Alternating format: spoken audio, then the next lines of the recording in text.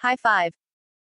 As bad as Corey Sandhagen beat up TJ Dillashaw on Saturday night, it sounds like Dillashaw beat himself up worse during camp. Saturday's UFC Vegas 32 card was one hell of a sleeper, topped off by a war between former teammates TJ Dillashaw and Corey Sandhagen. In the end, it was Dillashaw who got the controversial split decision win off sheer hustle, despite Sandhagen playing his face like a drum for the majority of the fight. Backstage with Megan Levy, here's what Dillashaw credited the win to: my pace, my control, using that cage work and just pressure. And landing some big shots, which I know he did too. But that pressure. As for the nasty cut above his eye, Dillashaw revealed that it was actually the cut that initially delayed the Sandhagen fight reopening. I definitely couldn't see, I had to play it off, Dillashaw admitted. There was some good blood going into my eye. It was unfortunate, I've had this cut now, I was getting ready for him in my last camp and I got cut twice.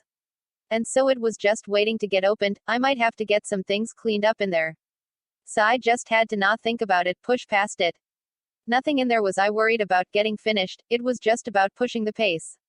The story of the fight in TJ's mind was more about what he pushed himself through than what Sandhagen did. I had a really rough camp, Dillashaw said during the UFC Vegas 32 post-fight press conference. I couldn't even spar this whole camp. The first camp going, we were supposed to go May 8th. It went smooth other than getting cut. I was able to spar, my cut was going good. The second camp around, I could not stay healthy. The first injury was a pinched nerve in my foot doing a slider board. Up until 2 days ago, I had to work out with shoes on. This is like the worst thing I could have been dealing with. I tore the MCL in my right knee. I hurt my left shoulder, as well.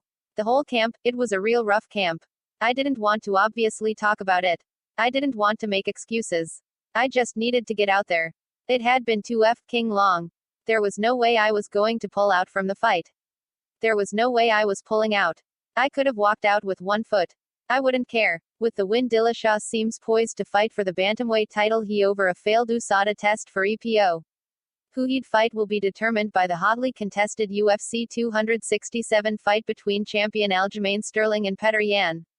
Both men sounded interested enough, although Sterling is still having a hard time getting people to take his championship reign seriously. What do you think, maniacs? Has Dilly done enough to deserve a title shot?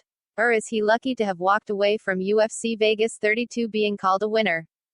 Punch the like button and kick the subscription bell.